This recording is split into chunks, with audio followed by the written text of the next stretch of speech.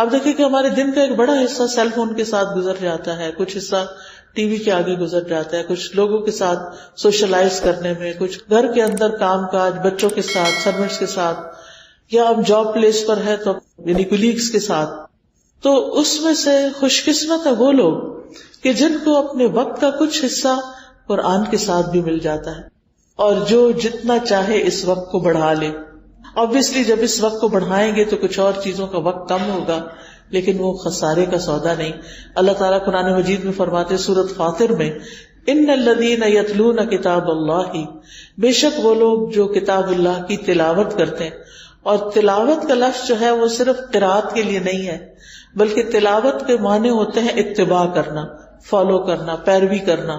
یعنی جو کتاب اللہ کی پیروی کرتے ہیں، یعنی پڑھتے بھی ہیں اور اس کو سمجھتے بھی ہیں اور اس پر عمل بھی کرتے ہیں اور اس کو آگے بھی پہنچاتے ہیں. وَأَقَامُوا الصَّلَاةَ، اور نماز قائم کرتے ہیں. وَأَنفَقُوا مِمَّا رَزَقْنَاهُمْ سِرًّا وَعَلَانِيَةً، اور وہ کھلے چھپے اللہ کے راستے میں جو ہم نے ان کو رزق دیا وہ خرچ کرتے ہیں. اولئک یرجون تجارۃ لن تبور، یہ ایسی تجارت کی امید رکھتے ہیں کہ جس میں کبھی نقصان ہے ہی نہیں. دنیا میں کوئی بھی بزنس، کوئی بھی سودا ایسا نہیں کہ جس میں انسان یہ سمجھے کہ مجھے اس میں صرف نفع ہی ہوگا. بہت سی چیزیں اور بہت سے بزنس ایسے ہوتے ہیں بہت نفع پہ جا رہے ہوتے ہیں، بہت اوپر ہی اوپر جا رہے ہوتے ہیں. اچانک کوئی ایسا حادثہ ہوتا ہے کہ سب کچھ ڈکلائن پہ آتا ہے، سب نیچے چلا جاتا ہے. لیکن جو لوگ یہ تین کام کرتے ہیں، یعنی قرآن کی تلاوت، قرآن کے ساتھ تعلق، نماز کا قیام یعنی پابندی کے ساتھ نماز پڑھنا، نماز نہیں چھوڑنا، اور اللہ کے دیے ہوئے میں سے خرچ کرتے رہنا، یہ لوگ اللہ کے ساتھ ایسا سودا کر رہے ہیں کہ جس میں فائدہ ہی فائدہ ہے، جس کا کوئی نقصان ہے ہی نہیں. یعنی اللہ سبحانہ وتعالیٰ انہیں ان تین کاموں پر بہترین اجر عطا فرمائے گا. پھر اسی طرح رسول اللہ صلی اللہ علیہ وسلم نے فرمایا رشک کے قابل صرف دو ہی لوگ ہیں. ایک وہ جس کو اللہ نے قرآن کا علم دیا اور وہ رات کی گھڑیوں میں اس کے ذریعے سے قیام کرتا ہے، اور دوسرا وہ جسے اللہ نے مال دیا اور وہ دن رات اس سے صدقہ کرتا رہتا ہے.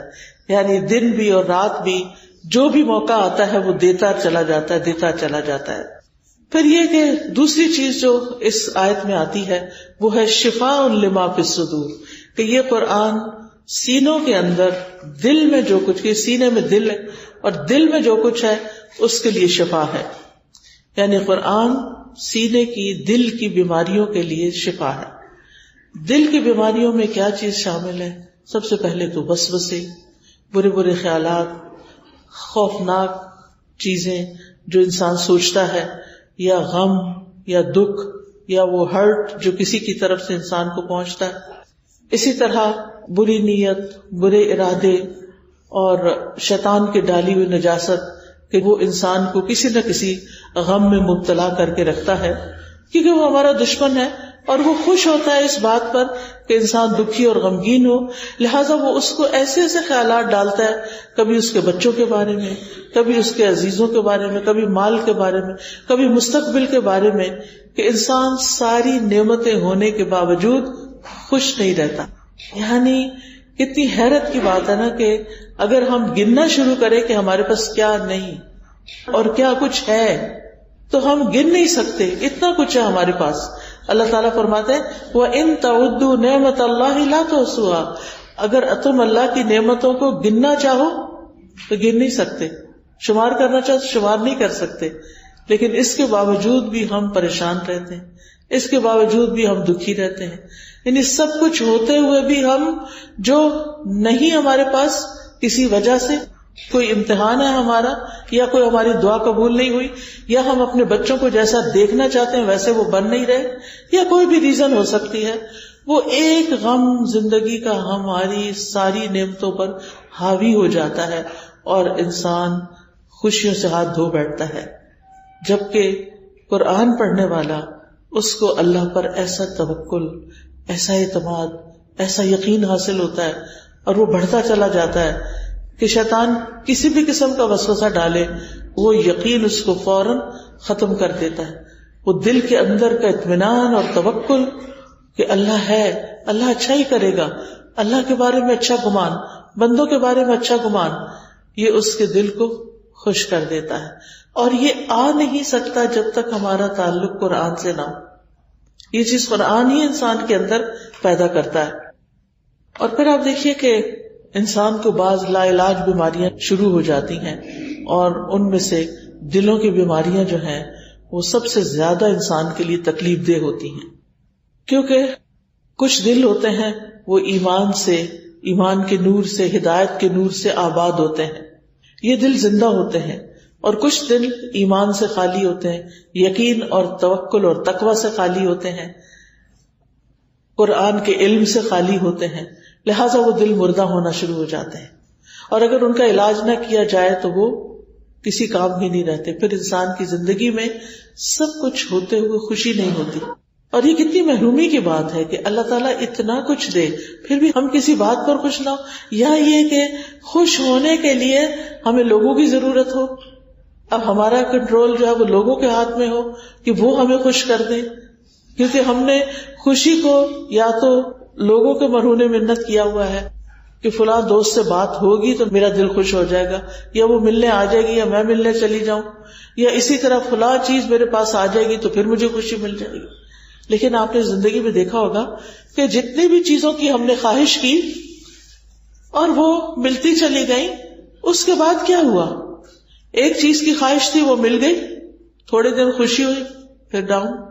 اب ایک اور چیز کی خواہش ہے وہ مل جائے، دعائیں مانگ رہے ہیں، محنت کوشش کر رہے ہیں، وہ مل گئی، تھوڑی دیر کے لیے خوشی، پھر واپس اسی حالت پہ، پھر ایک تیسری چیز، پھر ایک چوتھی چیز. ساری زندگی انسان کی ہرس ختم ہی نہیں ہوتی، جس کی وجہ سے وہ کبھی خوش ہو ہی نہیں پاتا. اس کے پاس جتنی نعمتیں ہوتی ہیں اور مزید ملتی چلی جاتی ہیں، وہ پھر بھی خوش ہونے کا راز نہیں پاتا، کیونکہ خوشی تو دل کی زندگی میں ہے، اور دل کی زندگی قرآن میں ہے. قرآن کو قرآن مجید میں روح کہا گیا، اور انسان کے جسم کے اندر بھی روح ہوتی ہے. یہ ہمارے جسم کی روح اس روح سے خوش ہوتی ہے، اور قرآن لانے والے فرشتے کو بھی روح کہا گیا. دل مردہ ہونے کے عام طور پر دو بڑے سبب ہوتے ہیں، ایک جہالت اور ایک تکبر.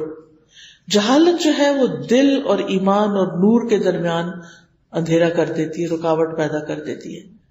قرآن جہالت کو دور کرنے کا ذریعہ ہے.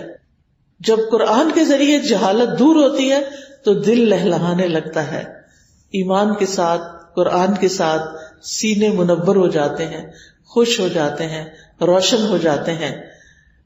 قرآن مجید میں شفا کے 3 معنی ہیں کہ یہ گمراہی سے شفا ہے کیونکہ اس میں ہدایت ہے، بیماری سے شفا ہے کیونکہ اس میں برکت ہے، اور اسی طرح فرائض اور احکام کو معلوم کرنے کے بارے میں شفا ہے.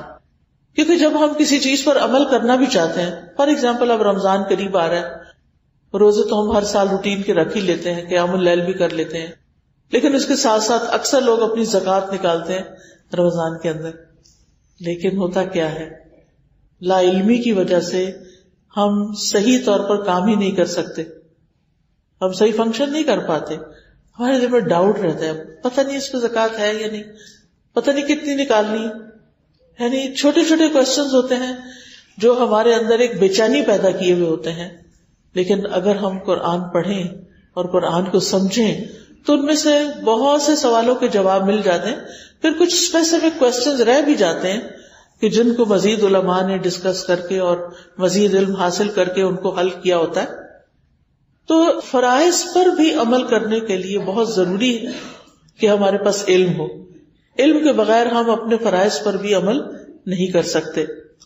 پھر اسی طرح آپ دیکھیں، جہالت کے علاوہ شک، تکبر، حسد، نفاق، بغض، ہم و غم اور خواہشات کی بھرمار، ان ساری بیماریوں کے لیے قرآن شفا ہے. انسان کو قرآن بالکل مطمئن کر دیتا ہے، جو اس کے پاس ہوتا ہے اس پر وہ قناعت کرتا ہے، وہ راضی ہو جاتا ہے. آپ دیکھیے کہ اگر ہمارے دل میں کوئی شک ہی آ گیا دین کے بارے میں، اللہ کی ذات کے بارے میں، نبی صلی اللہ علیہ وسلم کے بارے میں، تو اس شک سے پھر آپ دیکھیں کہ انسان اچھا بھلا سب کچھ کرتا ہوا سب چھوڑ کے بیٹھ جاتا ہے، کیونکہ دل میں شک آ گیا. قرآن شک کو یقین میں بدلتا ہے. اس لیے اس شک کو یقین میں بدلنے کے لیے ضروری ہے کہ ہم ڈیلی بیسس پر کچھ نہ کچھ حصہ اس کا ضرور اپنے علم میں لائیں، اس کو سمجھیں تاکہ ہمارے شکوک و شبہات دور ہوں. پھر اسی طرح شک کے علاوہ تکبر. انسان کو قرآن اس کی حقیقت بتاتا ہے کہ تم کہاں سے پیدا ہوئے، تم کیا چیز ہو، لہذا انسان کے اندر سے تکبر بھی نکل جاتا ہے. پھر حسد. قرآن میں حسد کے بارے میں حابیل قابیل کا قصہ بیان کیا گیا اور پھر حسد کرنے کا انجام بتایا گیا. تو انسان توبہ کرتا ہے کہ میں کسی سے حسد کر کے اپنے اعمال کو ضائع کروں. پھر اسی طرح ابلیس کا قصہ بتایا گیا کہ جس کو آدم علیہ السلام سے حسد ہوا اور اس نے اپنا مستقبل خراب کر دیا اور ایگو کا شکار ہو گیا. تو یہ قرآن ہی ہے جو ان تمام بیماریوں اور ان تمام پریشانیوں کا علاج ہے. اور ابن قیم تو کہتے ہیں کہ چاہے دل کی بیماری ہو چاہے کوئی جسمانی بیماری ہو، کوئی بیماری ایسی نہیں جس کا علاج قرآن سے ممکن نہ ہو. وہ تو پورے یقین کے ساتھ کہتے ہیں کیونکہ اللہ تعالیٰ نے فرما دیا ہے کہ یہ شفا ہے، تو یہ شفا ہے اور اس سے شفا حاصل کرنی چاہیے. پھر اسی طرح یہ ہے کہ وہ یہ بھی کہتے ہیں کہ قرآن کے ہر حرف میں شفا ہے، یعنی آپ کہیں سے بھی پڑھنا شروع کر دیں اور کسی بھی قسم کی بیماری رب کے کلام کا مقابلہ نہیں کر سکتی، اس کے آگے نہیں ٹھہر سکتی. اور کہ یہ وہ کلام ہے کہ اگر پہاڑ پر بھی اتار دیا جاتا تو پہاڑ ٹکڑے ٹکڑے ہو جاتا، تو باقی بیماریاں اس کے آگے کیسے ٹھہر سکتی. ہمارے اندر کے دل کے پتھر اور باقی جسم کی پتھریاں کہاں رک سکتی ہیں اگر ہم اس کو واقعی پڑھیں اور پورے شوق کے ساتھ اور پوری محنت کے ساتھ اس کو پڑھنے والے ہوں. اور اس کے لیے یقین کا ہونا بھی بہت ضروری ہے. ہم جیسے سوچتے ہیں ہماری باڈی ویسے ہی فنکشن کرتی ہے. اگر ہم یہ سمجھیں کہ قرآن شفا دیتا ہے تو وہ پھر شفا ہوگی انشاءاللہ. اور اگر ہم اس کا ڈینائل ہی کرتے رہیں تو پھر جو ڈینائی کر دیتا ہے اس کے لیے ڈینائل ہی ہوتا ہے.